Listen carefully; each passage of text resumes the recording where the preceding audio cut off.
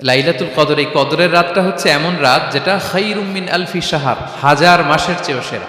তো এই কদরের রাত এটা কবে?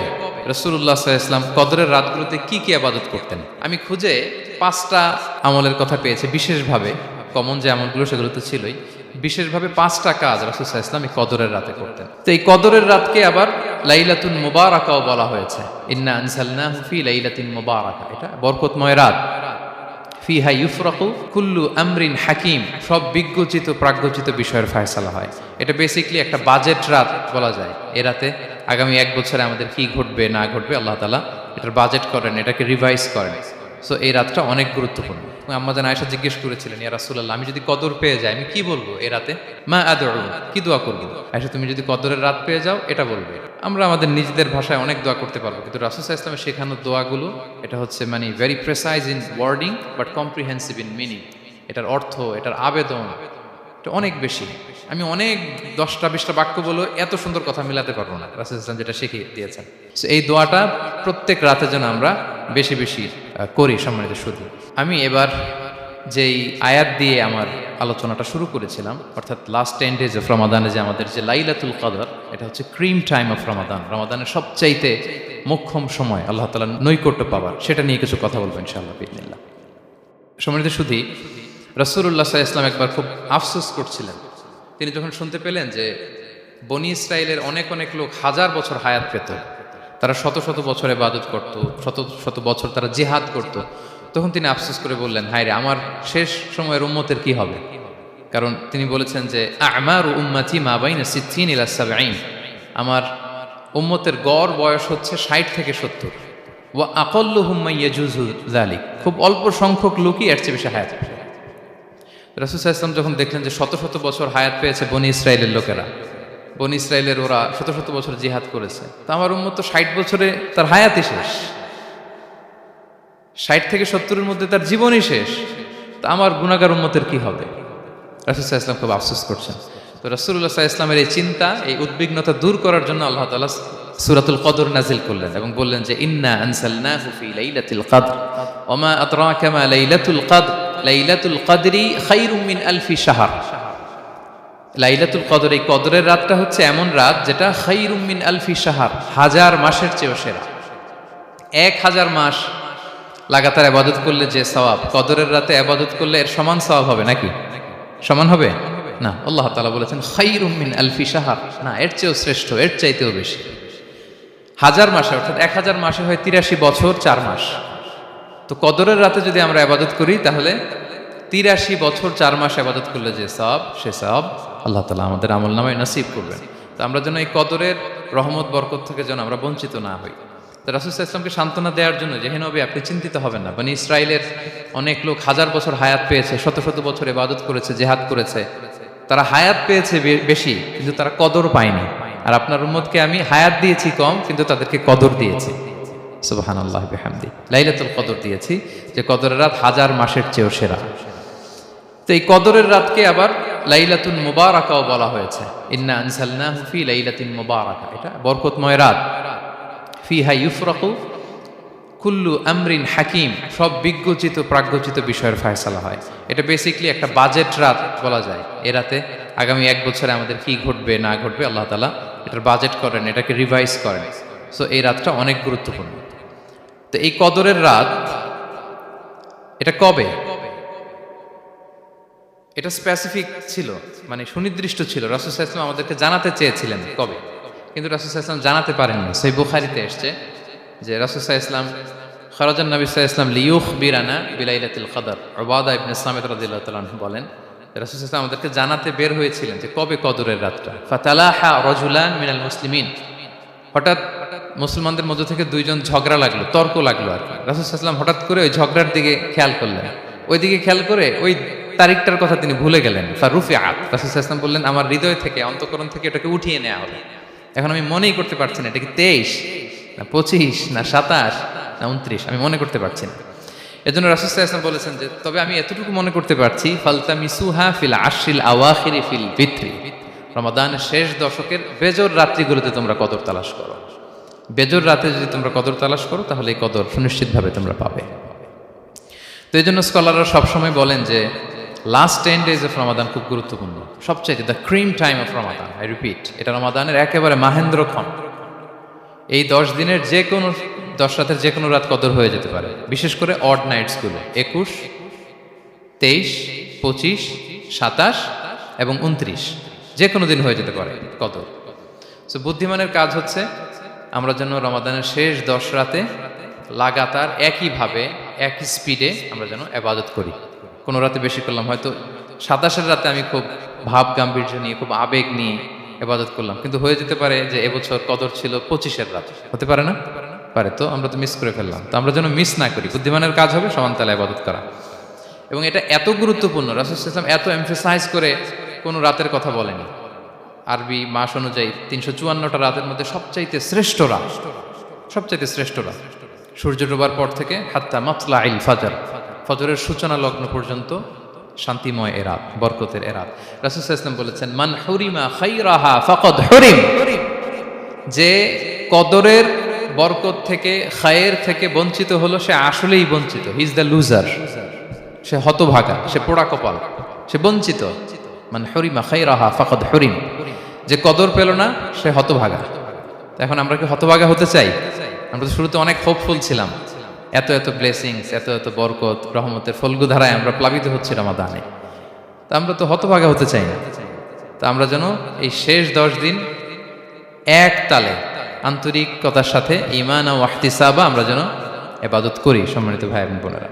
তাহলে আমরা সৌভাগ্যশীলদের অন্তর্ভুক্ত হতে চাই, হতভাগা হতে চাই না। আমরা এবার একটু শুনবো যে রাসূলুল্লাহ সাল্লাল্লাহু আলাইহি ওয়াসাল্লাম কদরের রাতগুলোতে কি কি ইবাদত করতেন। আমি খুঁজে 5টা আমলের কথা পেয়েছি বিশেষভাবে, কমন যে আমলগুলো সেগুলো তো ছিলই, বিশেষভাবে 5টা কাজ রাসূল সাল্লাল্লাহু আলাইহি ওয়াসাল্লাম এই কদরের রাতে করতেন। 1 নম্বর কাজ হচ্ছে তিনি সারা রাত জেগে ইবাদত করতেন এবং পরিবারের লোকদেরকে ঘুমোতে দিতেন না, উঠিয়ে দিতেন।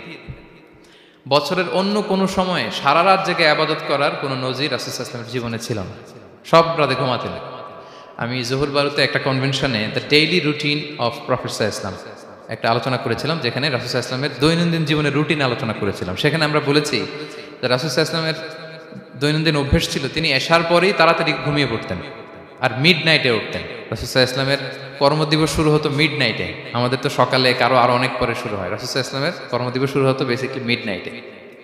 এশার পরে কথাবার্তা না বলে আগে ঘুমোতে যেতেন, মিড নাইটে উঠতেন, কিন্তু ঘুমাতেন, ঘুম ছাড়া রাত কাটাতেন না। সারা বছরের এটা ছিল যে এশার পর পরে ঘুমোতে যেতেন, except the last 10 days of Ramadan. রমাদানের শেষ 10 রাতে রাসূল সাল্লাল্লাহু আলাইহি ওয়াসাল্লাম ঘুমাতেন না। এই 10 দিনের ব্যাপারেই পাওয়া যায় সারা রাত জেগে তিনি ইবাদত করতেন। আম্মা জান আয়েশা রাদিয়াল্লাহু তাআলা আনহা বলেন, ইযা দাখালাল আশরু আহিয়াল লাইলা ওয়া আইকাযা আহলা ওয়া জাদ্দা ওয়া শাদ্দাল মিজার।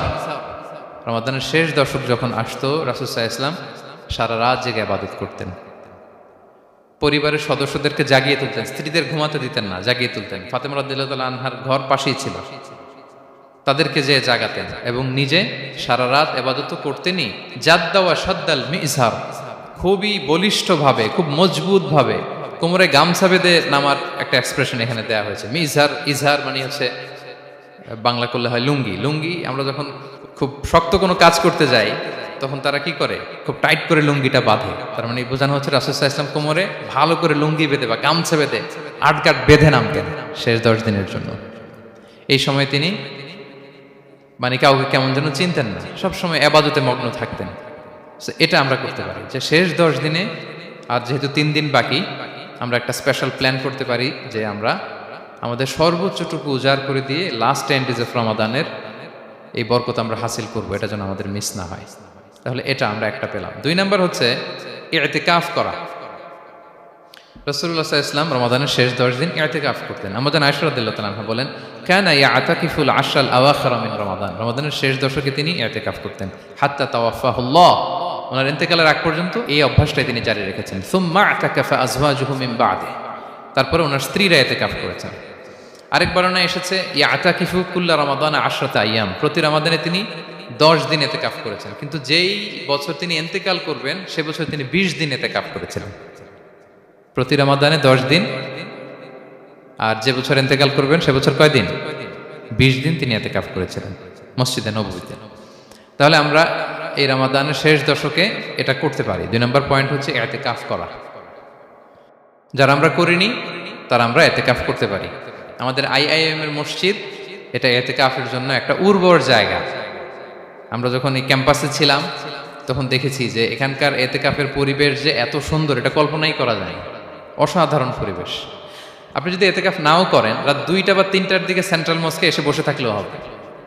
রাত 2টা 3টার দিকে এসে বসে থাকলে দেখবেন যে কেউ সেজদায় পড়ে কান্না করতেছে, কেউ হালাকা করতেছে, কেউ তাসবিহ পড়তেছে, কেউ কোরআন তেলাওয়াত করতেছে। মানে এত সুন্দর পরিবেশ, ওটা দেখলেই আপনার ইবাদত করতে মন চাইবে। তো আমরা যেন এতেকাফ করার চেষ্টা করি। এতেকাফ করতে না পারলে শেষ দশকের রাতগুলো যেন মসজিদে কাটানোর চেষ্টা করি, তা না পারলেও বাসায় যেন এই রাতগুলো আমরা মিস না করি। বিশেষ করে সেন্ট্রাল মস্কে তো অসাধারণ পরিবেশ, এটা হাইলি রেকমেন্ডেড। ইফ পসিবল আপনারা আসবেন, এখানে ইবাদতের চমৎকার পরিবেশ থাকে। 3 নাম্বার হচ্ছে রাসূল সাল্লাল্লাহু আলাইহি ওয়াসাল্লাম এবং জিবরাইল আলাইহিস সালাম যৌথভাবে কোরআন রিভিশন করতেন। খুব ইন্টারেস্টিং। সারা বছর যেটা নাজিল হতো, রমাদানে জিবরাইল আলাইহিস সালাম রাসূল সাল্লাল্লাহু আলাইহি ওয়াসাল্লামকে শোনাতেন, রাসূল সাল্লাল্লাহু আলাইহি ওয়াসাল্লাম আবার জিবরাইল আলাইহিস সালামকে শোনাতেন। সহিহ বুখারীর বর্ণনা, কানা জিবরিলু ইয়ালকাহু ফি কুল্লি লাইলাতিন মিন রমাদান ফায়ুদারিসুহুল কুরআন। প্রতি রমাদানের প্রতি রাতে এসে রাসূল সাল্লাল্লাহু আলাইহি ওয়াসাল্লামের সাথে কোরআন মুদারাসা করতেন। সহিহ মুসলিমের বর্ণনায়, আন্না জিবরিল কানা ইউআরিদুহু বিল কুরআন কুল্লা আমিন মাররা। প্রতি বছর রমাদানে একবার শোনাতেন বা শুনিয়েছেন। যে বছর তিনি ইন্তেকাল করবেন তিনি 2 বার শুনিয়েছিলেন। আরাদা ইউআরিদু, এটা ফ্রম বোথ সাইড। আরবি শব্দটা এমন যে জিবরাইল আলাইহিস সালাম শোনাতেন, এরপর রাসূল সাল্লাল্লাহু আলাইহি ওয়াসাল্লাম জিবরাইল আলাইহিস সালামকে শোনাতেন, কোরআন রিভিশন করা। তো এই শেষ দশকের রাতগুলোতে আমরা যেন বেশি বেশি কোরআন পড়ি। কোরআন তেলাওয়াত, কোরআনিক রেসাইটেশন হতে পারে, কোরআনের অর্থ পড়া হতে পারে, তাদাব্বুরে কোরআন হতে পারে, কোরআনের হালাকায় জয়েন করা হতে পারে। ইন ইটস এনি ফর্ম আমরা যেন কোরআনের সাথে অ্যাটাচমেন্টটা বাড়াই লাস্ট 10 days অফ রমাদানে। 4 নাম্বার, কিয়ামুল লাইল করা। রাসূল সাল্লাল্লাহু আলাইহি ওয়াসাল্লাম কিয়ামুল লাইল করতেন এবং কিয়ামুল লাইল শব্দটাকে রাসূল সাল্লাল্লাহু আলাইহি ওয়াসাল্লাম কদরের সাথে জুড়ে দিয়েছেন। সহিহ বুখারীর বর্ণনায় তিনি বলেছেন, মান কামা লাইলাতাল কদরি ঈমানা ওয়া ইহতিসাবা গুফিরা লাহু মা তাকদ্দামা মিন যামবি। কদরের রাতে যে কিয়ামুল লাইল করে বিশ্বাস নিয়ে এবং নাজাতের প্রত্যাশা নিয়ে, তার পূর্বের সমস্ত গুনাহ আল্লাহ তাআলা ক্ষমা করে দিবেন। তাহলে কিয়ামুল লাইলটা রাসূল সাল্লাল্লাহু আলাইহি ওয়াসাল্লাম বিশেষভাবে কদরের রাতের সাথে সম্পৃক্ত করেছেন। আমরা যেন প্রতি রাতে কিয়ামুল লাইল করি, লম্বা সময় যেন দাঁড়িয়ে থাকি, লম্বা সময় কোরআনিক রেসাইটেশন করি দাঁড়িয়ে থেকে, লম্বা সময় রুকু, লম্বা সময় সিজদা, স্পেশালি সিজদা। আখরাবু মা ইয়াকুনুল আবদু মির রাব্বিহি ওয়া হুয়া সাজিদ ফাআকসিরু ফিহি দুআ। বান্দা যখন সিজদায় থাকে আল্লাহ সবচেয়ে কাছে থাকে। তো আমরা তো আল্লাহর সবচেয়ে কাছে যেতে চাই এই ক্রিম টাইমটাতে, কি বলেন? আমরা যেন লম্বা সময় সিজদাতে থাকি। কিন্তু আমাদের অনেকের যেটা হয়, নামাজে তাড়াহুড়ো, অনেকের সব ব্যস্ততা যখন নামাজে দাঁড়াই এরকম হয়ে যায়। রাসূল সাল্লাল্লাহু আলাইহি ওয়াসাল্লামের সালাত যদি আমরা খেয়াল করি, বিশেষ করে কিয়ামুল লাইলে এত যে সুন্দর ছিল। আম্মাজান আয়েশা রাদিয়াল্লাহু তাআলা আনহাকে জিজ্ঞেস করা হয়েছিল যে, হে আম্মাজান, রাসূল সাল্লাল্লাহু আলাইহি ওয়াসাল্লামের কিয়ামুল লাইল কেমন ছিল, কিভাবে কিয়ামুল লাইল করতেন? আম্মাজান আয়েশা, দেখেন ওনার এক্সপ্রেশনটা কত সুন্দর। তিনি বলেছেন, ফালা তাসআল আন হুসনিহিন্না ওয়া তুলিহিন্না। রাসূল সাল্লাল্লাহু আলাইহি ওয়াসাল্লামের কিয়াম যে কত সুন্দর ছিল, কত লম্বা ছিল, আমায় জিজ্ঞেস করো না, আমি বলতে পারবো না। আমরা অনেক সময় যখন খুব বেশি চমৎকার কিছু হয় তো আমরা কি বলি, ভাই এত সুন্দর ছিল, আমি বোঝাতে পারবো না। এরকম বলি না যে এত অসাধারণ, আমি বলে বোঝাতে পারবো না। বাংলাতেও কিন্তু আমরা বলি এত চমৎকার, বলে বোঝাতে পারবো না, শব্দের বুননে, ভাষার বুননে আমি ফুটিয়ে তুলতে পারবো না। তো আম্মাজান আয়েশা এটাই বলেছিলেন, ফালা তাসআল আন হুসনিহিন্না ওয়া তুলিহিন্না। রাসূল সাল্লাল্লাহু আলাইহি ওয়াসাল্লামের রাতের নামাজ কিয়ামুল লাইল যে কত সুন্দর ছিল, কত দীর্ঘ ছিল, লম্বা ছিল, আমায় জিজ্ঞেস করো না, আমি বলে বোঝাতে পারবো না। সুবহানাল্লাহি ওয়া বিহামদিহি। আমরা যেন লম্বা সময় কিয়ামুল লাইল করি। আম্মাজান আয়েশা রাদিয়াল্লাহু তাআলা আনহা আরো বলেন, কানা ইয়াকুমু মিনাল লাইলি হাত্তা তাতাফাত্তারা কদামা। এত দীর্ঘ সময় দাঁড়িয়ে থাকতেন, থাকতে থাকতে ওনার পা ফুলে যেত, পা দুটো ফুলে যেত। আপনিও দীর্ঘ সময় দাঁড়িয়ে দেখেন যে পায়ে ঝিম ধরে যাবে, পা ফুলে যাবে, এটা করতেন রাসূল সাল্লাল্লাহু আলাইহি ওয়াসাল্লাম। তো আম্মাজান আয়েশা বলেন, ইয়া রাসূলুল্লাহ লিমা তাসনাউ হাযা ওয়া ক্বাদ গুফিরা লাকা মা তাকদ্দামা মিন যামবিকা ওয়া মা তাআখার। আপনি এত কষ্ট কেন সহ্য করেন নিজের দেহের উপরে? আপনার তো আগের পরের সব গুনাহই মাফ। আদত তো রাসূল সাল্লাল্লাহু আলাইহি ওয়াসাল্লামের গুনাহই নেই, তিনি নিষ্পাপ। এত কষ্ট কেন করেন? আপনার আগের পরের সবই তো মাফ করে দেয়া হয়েছে, কেন করেন? রাসূল সাল্লাল্লাহু আলাইহি ওয়াসাল্লাম উত্তর করেছেন, আফালা উহিব্বু আন আকুনা আবদান শাকুরা। আয়েশা, আমি কি শুকরগুজার বান্দা হতে পছন্দ করব না? আল্লাহ তাআলা আমাকে তার রহম এবং করমে সব মাফ করে দিয়েছেন, কিন্তু আমি কি শুকরগুজার হব না? আমি কি আমার রোলটা প্লে করব না? আমি কি নিজেকে সঁপে দেব না আল্লাহ তাআলার কাছে জায়নামাজে? তো এটা ছিল সংক্ষেপে রাসূল সাল্লাল্লাহু আলাইহি ওয়াসাল্লামের কিয়ামুল লাইলের ধরন, এভাবে তিনি দীর্ঘ সময় কিয়ামুল লাইল করতেন। আমরা যেন এটা করি। সেন্ট্রাল মস্কে কিয়ামুল লাইল এবছরও নিশ্চয়ই হচ্ছে, আমরা যেন অংশগ্রহণ করি। 5 নম্বরে রাসূল সাল্লাল্লাহু আলাইহি ওয়াসাল্লাম দোয়া করতেন। এই কদরের রাতগুলোতে খুব বেশি বেশি দোয়া করতেন। দোয়া নিয়ে আমরা একটা জুমার খুতবা দিয়েছিলাম, সেখানে আমরা বলেছিলাম যে দোয়া হতে হবে খুব আন্তরিক দোয়া, রোবোটিক দোয়া যেন না হয়। আপনার আবেগ, ভালোবাসা, মনের মাধুরী মিশিয়ে, চোখের পানি মিশিয়ে, অশ্রু সিক্ত করে এই দোয়াটা করতে হবে, তাহলে সেই দোয়া আল্লাহর কাছে কবুল হবে। আমরা যেন আমাদের ভাব, আবেগ সব ঢেলে দিতে পারি আমাদের দোয়াতে, আমাদের সেজদায়, আমাদের কিয়ামুল লাইলে। এবং যে কোনো ভাষায় কোরআনিক দোয়াগুলো রেকমেন্ডেড, হাদিসের মাসুরগুলো রেকমেন্ডেড। তাছাড়া আপনার নিজের ভাষায় আপনার কি চাওয়া, আপনার কি আকাঙ্ক্ষা, আপনার মনের কষ্ট, যাতনা সবকিছু আপনি আল্লাহ তাআলার কাছে পেশ করুন। এবং আম্মা জান আয়েশা জিজ্ঞেস করেছিলেন, ইয়া রাসূলুল্লাহ, আমি যদি কদর পেয়ে যাই আমি কি বলবো এই রাতে? মা আদউ, কি দোয়া করব?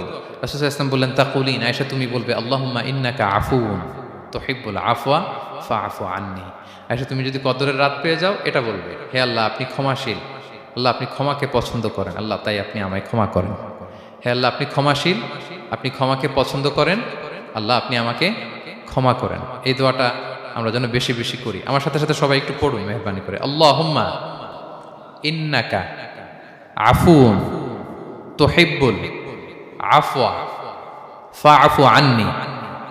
আল্লাহুম্মা ইন্নাকা আফুন তুহিব্বুল আফওয়া ফাআফু আন্নি। হে আল্লাহ আপনি ক্ষমাশীল, আপনি ক্ষমা করাকে পছন্দ করেন, আল্লাহ আমাকে ক্ষমা করেন। আমরা আমাদের নিজেদের ভাষায় অনেক দোয়া করতে পারবো, কিন্তু রাসূল সাল্লাল্লাহু আলাইহি ওয়াসাল্লামের শেখানো দোয়াগুলো এটা হচ্ছে মানে very precise in wording but comprehensive in meaning. এটার অর্থ, এটার আবেদন এটা অনেক বেশি। আমি অনেক 10টা-20টা বাক্য বলেও এত সুন্দর কথা মিলাতে পারবো না। রাসূল সাল্লাল্লাহু আলাইহি ওয়াসাল্লাম যেটা শিখিয়ে দিয়েছেন, আগে আল্লাহর প্রশংসা করলাম, আল্লাহ আপনি ক্ষমাশীল, আবারও প্রশংসা, আল্লাহ আপনি তো ক্ষমা করাকে পছন্দ করেন। যেটা আপনি পছন্দ করেন না ওইটা তো চাচ্ছেন, যেটা আপনার পছন্দ, যেটা আপনি করতে ভালোবাসেন, গাফিরিয যামবি ওয়া কাবিলিত তাওব, আপনি ক্ষমা করাকে পছন্দ করেন, তওবা কবুলকে আপনি পছন্দ করেন, তো সেটাই তো চাচ্ছি আপনার কাছে, আপনি আমার তওবা কবুল করুন, আল্লাহ আপনি আমাকে ক্ষমা করুন। সো এই দোয়াটা প্রত্যেক রাতে যেন আমরা বেশি বেশি করি সম্মানিত শুধু।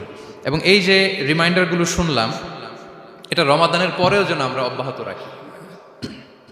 আমরা নাম দিয়েছি যে gear up for a great Ramadan. আমাদের এবাদতের যে ধারাবাহিকতা, এই গতিটাকে আরেকটু গিয়ার আপ করা, আরেকটু পুশ করা, নিজেকে আরেকটু এক্সট্রা ড্রাইভ দেওয়া। এই শেষ মুহূর্তে মাত্র 13টি দিন আমাদের হাতে আছে, আমরা যেন আরেকটু ইফোর্ট দেই, আমরা যেন আরেকটু ড্রাইভ দেই, যাতে করে আমরা আল্লাহ তাআলার আরও নিকটবর্তী হতে পারি। এবং এই রমাদানে আমরা যা শিখলাম, যেটা করলাম, এটার ইম্প্যাক্ট যেন রমাদানের পরেও আমাদের মধ্যে থাকে। আমাদের অনেকের এটা হয় যে রমাদানে আবেগে অনেক আলোচনা শুনে, ক্ষমার মাস এটা জেনে এত আবাদত, রমাদান নাই আবাদতও নাই, এরকম হয়ে যায়। এটা যেন না হয়, বরং এটার একটা পরশ যেন আমাদের হোল দ্য ইয়ার লং থাকে। আরব শায়েখরা বলেন যে কুন রব্বানি লা তাকুন রমাদানি, রব্বানি হও, রমাদানি হও না। মানে রমাদান আসছে, তুমি রমাদান কেন্দ্রিক আবাদত নিয়ে অনেক উচ্ছ্বাস, কিন্তু রমাদান শেষ, আবাদত শেষ, এমনটা যেন না হয়। রমাদানের পরেও সে মেহেরবান আল্লাহ তাআলা কিন্তু আমাদের জন্য আছেন। তিনি প্রতি রাতে শেষ রাতে নেমে আসেন, এসে ডাকতে থাকেন, কার ক্ষমা লাগবে ক্ষমা চাও, ক্ষমা করব। কে বিপদে পড়েছ বলো, আমি উদ্ধার করব। তো তিনি আরশের উপর থেকে প্রথম আসমানে নেমে আসলেন দেওয়ার জন্য। আমি ঘুম থেকে জাগতে পারলাম না, নেয়ার জন্য। এটা হইল প্রাইম মিনিস্টার আনোয়ার ইব্রাহিম আমাকে একটা অ্যাওয়ার্ড দিবে, লেটস সে হোটেল ইন্টারকন্টিনেন্টাল, উনি এসে বসে আছে, বাট আমি যেতে পারিনি। এটা হয় না। আল্লাহ তাআলা প্রতি রাতে শেষ রাতে এসে বলেন কার কি লাগবে দাও। তিনি নেমে আসেন বা বিশেষ মনোনিবেশ করেন প্রথম আসমানে এসে, কিন্তু আমরা যে নিব সেই সময়টুকুন আমাদের হয় না। আমরা এতটা গাফেল যেন না হই, আমরা যেন একটু পুশ করি। বড় কিছু পেতে হলে নিজেকে পুশ করতে হয়, এক্সট্রা একটা ড্রাইভ দিতে হয়। সম্মানিত শুধু 17টা দিন কি করলাম একটু রিভাইজ করি, যোগ বিয়োগ করি নিজের সাথে নিজে, যে প্ল্যানটা নিয়ে রমাদান শুরু করলাম ওইরকম কিয়ামুল লাইল করতে পারলাম কিনা, ওইরকম চ্যারিটি করতে পারলাম কিনা, রেসাইটেশন করতে পারলাম কিনা, একটু যেন নিজের সাথে নিজে বোঝাপড়া করি, একটু যেন রিভাইজ করি এবং নিজেকে যেন একটু পুশ করি। সম্মানিত শুধু এই ছিল সংক্ষিপ্ত আলোচনা। আমি 30 সেকেন্ডসে পুরো আলোচনাটা আবার একটু যারা পরে এসেছেন একটু রিভাইজ করে নেই। আমি শুরুতে এভাবে শুরু করেছিলাম যে রমাদান এটা হচ্ছে it's a month of hope, এটা আশা জাগা নিয়ে একটা মাস। এই মাসের যে রহমত বরকতের যত যত হাদিস কোরআনের আয়াতগুলো আমরা বলেছি, এগুলো শুনলে আমাদের মধ্যে একটা আশা জাগে, আশাবাদী হয়ে উঠি যে আমার এই মাস আমার মুক্তির মাস, আমি মুক্তি পাবো। কিন্তু at the same time it's a month of warning, এটা আবার সতর্কতারও মাস। রাসূলুল্লাহ সাল্লাল্লাহু আলাইহি ওয়াসাল্লাম বলেছেন, রোজা রেখে যে মিথ্যা ছাড়লো না, পাপ ছাড়লো না, তার ধ্বংস। আবার 3 বার তিনি আমিন বলেছেন। বেসিক্যালি এটা একটা বদদোয়া যে মান আদরাকা রমাদান ওয়া লাম ইগফার লাহ, যে রমাদান পেয়েও নিজের গুনাহ ক্ষমা করতে পারলো না, তার ধ্বংস। সো আমরা আশাবাদী হব। আল ঈমান বাইনাল খাউফি ওয়ার রাজা, বিশ্বাস হচ্ছে আমার মধ্যে ভীতিও কাজ করবে, আবার আমার মধ্যে একটা হোপ থাকবে, এটাই ঈমান। সো আমরা যেন এই ওয়ার্নিংগুলো আমাদের মাথায় রাখি যে আমরা যেন আল্লাহর নৈকট্যপ্রাপ্ত বান্দা হতে পারি, ক্ষমাপ্রাপ্তদের অন্তর্ভুক্ত যেন আমরা হতে পারি। এরপরে আমরা বলেছিলাম যে লাআল্লাকুম তাত্তাকুন অ্যাচিভ হচ্ছে কিনা আমাদের প্রত্যেক কাজে এটা খেয়াল করতে হবে। আমাদের সম্মানিত ইউসুফ স্যার খুব সুন্দর করে এটা বলেছেন যে আল্লাহর সচেতনতা, আল্লাহর ভয়, to build up the sense that Allah is watching me, এই সেন্সটা আমার সব কাজের মধ্যে থাকতে হবে। যদি লাআল্লাকুম তাত্তাকুন অ্যাচিভ হয়, সাকসেসফুল, একটা সাকসেসফুল প্রোডাক্টিভ রমাদান আমরা কাটাচ্ছি। আর যদি লাআল্লাকুম তাত্তাকুনের সমস্যা, তার মানে we have to revise hour schedule, যাতে করে আল্লাহর এই সচেতনতা আমরা বিল্ড আপ করতে পারি। এরপর আমরা বলেছি যে আমরা সংযমটা যাতে এনশিওর করি, রমাদানের যে সংযম, নিজের প্রবৃত্তির উপর আমরা বিজয় লাভ করি। সারা বছর প্রবৃত্তি জিতে, রমাদানে আমরা জিতি। এরপর আমরা চ্যারিটির কথা বলেছি। রাসূল সাল্লাল্লাহু আলাইহি ওয়াসাল্লাম খুব জেনারাস হয়ে যেতেন রমাদানে, আমরা যেন আমাদের দানের হাতকে আরও প্রশস্ত করি। এবং রমাদানে আমাদের কমিউনাল স্পিরিট চলে আসে, আমাদের বেসিক্যালি একটা সেলফ ট্রান্সফরমেশন হয়। অনেক বদ অভ্যাস আমরা রমাদানে ত্যাগ করি, বাকি মাসেও যেন এটা আমরা কন্টিনিউ করি। আর সব শেষে আমরা লাস্ট 10 days অফ রমাদানের গুরুত্ব নিয়ে বলেছিলাম যে রাসূল সাল্লাল্লাহু আলাইহি ওয়াসাল্লাম খুব হতাশ হয়ে পড়েছেন যে অন্য নবীর উম্মতেরা অনেক হায়াত পেয়েছে, আমরা পেলাম 60-70, তো আমার গুনাহগার উম্মত কি করবে? আল্লাহ বলেন লাইলাতুল কদর খায়রুম মিন আলফি শাহর, নবী হে, আপনার উম্মতের জন্য আমি কদরের রাত দিয়েছি, যে এক রাতে ইবাদত করলে 1000 মাসের চেয়েও বেশি সওয়াব তারা পেয়ে যাবে। সো এই কদরের রাত যেন আমরা মিস না করি। কোনটা কদরের রাত? আমরা বলেছিলাম শেষ 10 দিন সমান তালে ইবাদত করব। বিশেষ করে আমরা গুরুত্ব দিব অড নাইটসগুলোতে, 21, 23, 25, 27, 29 আমরা গুরুত্ব দিব। এবং রাসূল সাল্লাল্লাহু আলাইহি ওয়াসাল্লাম বলেছেন মান হুরিমা খাইরাহা ফাকাদ হুরিম, যে কদরের বরকত মিস করলো সে বঞ্চিত, সে হতভাগা, হি ইজ দ্য লুজার। আমরা যেন লুজার না হই, আমরা যেন গেইনার হই এই বরকতের মাসে। এবং সব শেষে আমি বলেছিলাম রাসূল সাল্লাল্লাহু আলাইহি ওয়াসাল্লাম স্পেশালি 5টা আমল করতেন, সারা রাত জাগতেন, ফ্যামিলি মেম্বারসদের জাগিয়ে তুলতেন, উৎসাহিত করতেন এবং কোমরে গামছা বেঁধে নামতেন। এরকম ইবাদতের স্পৃহা অন্য কখনো রাসূল সাল্লাল্লাহু আলাইহি ওয়াসাল্লামের মধ্যে দেখা যেত না, যেমনটা শেষ দশকে তিনি করতেন। ইতিকাফ করতেন তিনি। আর ইতিকাফ করলে কদর মিস হওয়ার সম্ভাবনা নেই। এটা 21-এ হোক, 25-এ হোক, 23-এ হোক, আমি তো মসজিদে, আমি তো কিয়ামুল লাইলে অংশগ্রহণ করতেছি, আমি তেলাওয়াত করতেছি, আমি প্রতিদিনই দোয়া করতেছি, মিস হওয়ার কোনো সম্ভাবনা নেই। আমরা যেন ইতিকাফের চেষ্টা করি, অথবা পার্ট টাইম ইতিকাফ যেন অন্তত করি, 5 দিন 3 দিন, অথবা রাতের সময়গুলো মসজিদে যেন আমরা কাটাই। 3 নম্বর বলেছিলাম রাসূল সাল্লাল্লাহু আলাইহি ওয়াসাল্লাম জিবরাইল আলাইহিস সালাম কোরআন রিভিশন করতেন। আমরা যেন কোরআন রিভাইজ করি, রেসাইটেশন করি বেশি মাত্রায় শেষের 10 দিন। কিয়ামুল লাইল, ফালা তাসআল আন হুসনিহিন্না ওয়া তুলিহিন্না, কত সুন্দর কিয়ামুল লাইল ছিল বলে বোঝানো যাবে না। তো আমরা যেন এরকম দীর্ঘ সময় কিয়ামুল লাইল করি। আর সবশেষে বলেছিলাম দোয়া করা। দোয়া করা হচ্ছে দোয়া মুমিনের হাতিয়ার। দোয়া মানুষের জীবন চেঞ্জ করে দিতে পারে। চাওয়ার মতো চাইলে আল্লাহ ফেরান না, আল্লাহ তো দেওয়ার জন্যই বসে আছেন। আমরা যেন কায়মনোবাক্যে আল্লাহ তাআলার কাছে চাই, অশ্রুসিক্ত নয়নে যেন আমরা চাই। অনুতপ্ত বান্দার চোখের পানির ফোঁটা আল্লাহর কাছে খুব প্রিয়। 2 ফোঁটা আল্লাহর কাছে সবচেয়ে প্রিয়, জেহাদের ময়দানে মুজাহিদের রক্তের ফোঁটা আর অনুতপ্ত বান্দার চোখের পানির ফোঁটা। বান্দা অনুতপ্ত হয়ে, রিপেন্টেন্ট হয়ে চোখের পানি ছেড়ে যখন কাঁদে আর দোয়া করে, ওই চোখের পানি চোখ বেয়ে, নাকের ডগাবে, মাটিতে পড়ার আগেই আল্লাহ তার সব গুনাহ মাফ করে দেয়। সো আমরা যেন সেই অনুতপ্ত বান্দাদের কাতারে শামিল হতে পারি। রাসূল সাল্লাল্লাহু আলাইহি ওয়াসাল্লাম যেভাবে কিয়ামুল লাইল করতে আমাদেরকে উৎসাহিত করেছেন, আমরা যেন সেভাবে কিয়ামুল লাইল করতে পারি। আমাদের প্রতিটি কাজের মধ্য দিয়ে লাআল্লাকুম তাত্তাকুনের যে অ্যাচিভমেন্ট, সেটা যেন আমাদের হাসিল হয়। এবং এই রমাদানকে যেন আমরা আমাদের জীবনের সর্বশেষ রমাদান মনে করি।